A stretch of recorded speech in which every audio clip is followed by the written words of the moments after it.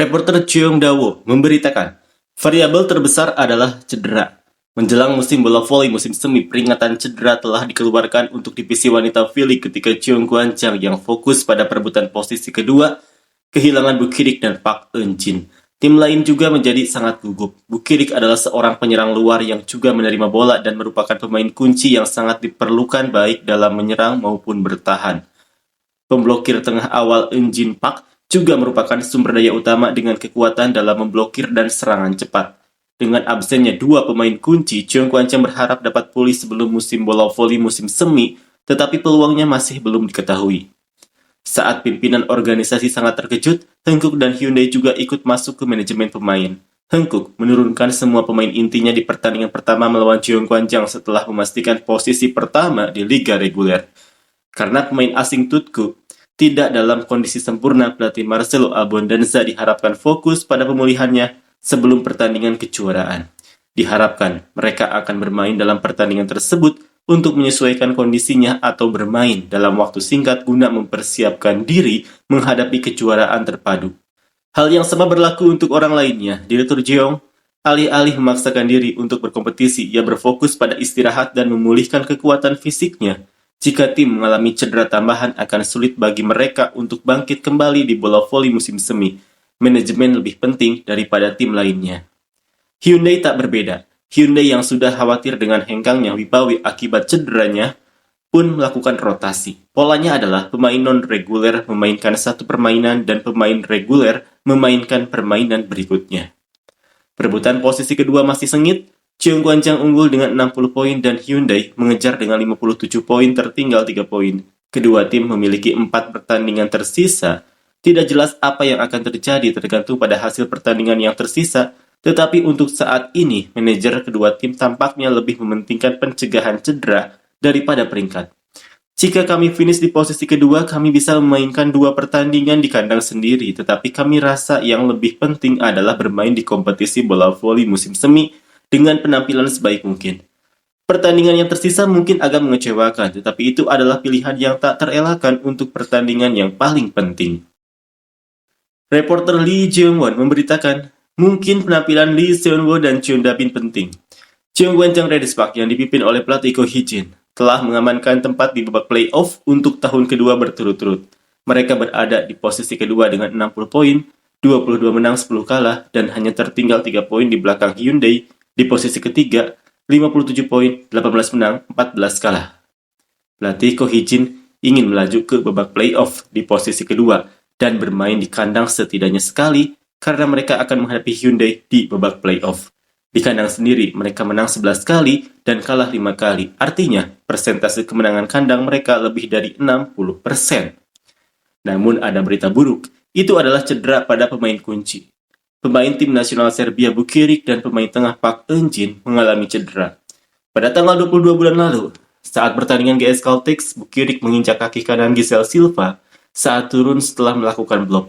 Ia menjalani rehabilitasi selama 4 minggu dengan diagnosis ligamen pergelangan kaki kiri yang putus. Park Eun-jin masih dalam situasi yang lebih baik daripada Bukirik. Pada tanggal 26 Februari saat melompat dan turun dari pertandingan GS Caltex, ia melukai pergelangan kaki kirinya karena menginjak kaki rekan setimnya John Da-bin. Kerusakan sebagian pada ligamen pergelangan kaki kiri, untungnya itu bukan cedera serius. Tidak ada periode rehabilitasi terpisah yang ditetapkan. Kemungkinan akan keluar tepat pada waktunya untuk dimulainya babak playoff. Dalam hal ini, variabelnya adalah Bukirik ketidakhadiran Park Eun-jin sangat terasa. Tetapi tidak perlu disebutkan pemain asing yang mengisi lebih dari separuh kekuatan tim.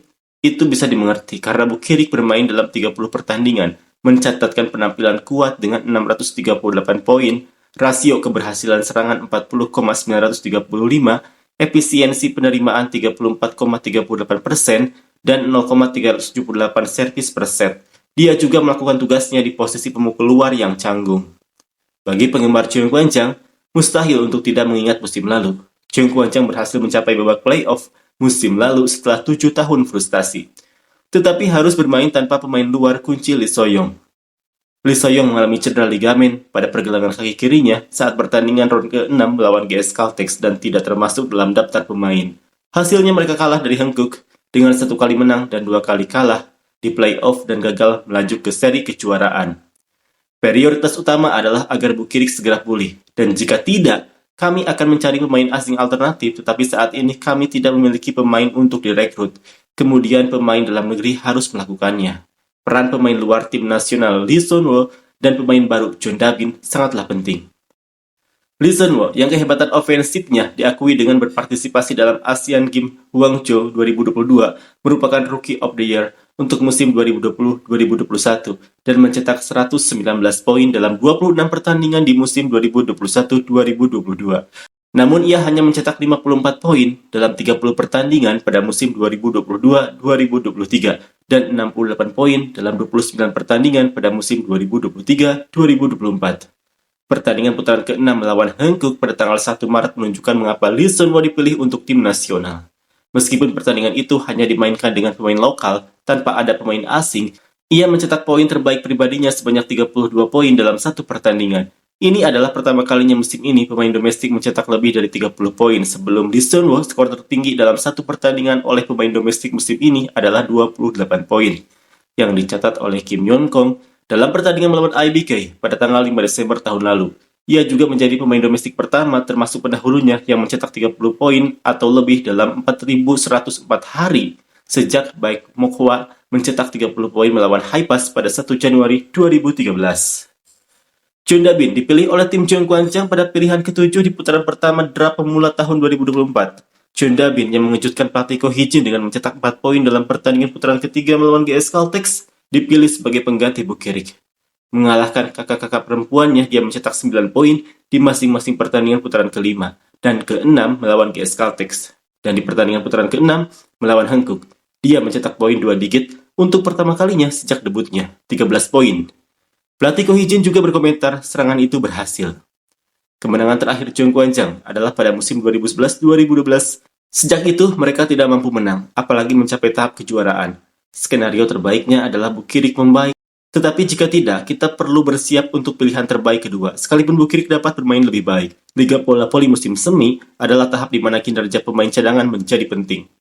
Penampilan seperti apa yang akan ditunjukkan oleh Lee Sun-woo yang telah menunjukkan kekuatan eksplosif dengan 32 poin dan pendatang baru lincah John Dabin di pentas bola voli musim semi?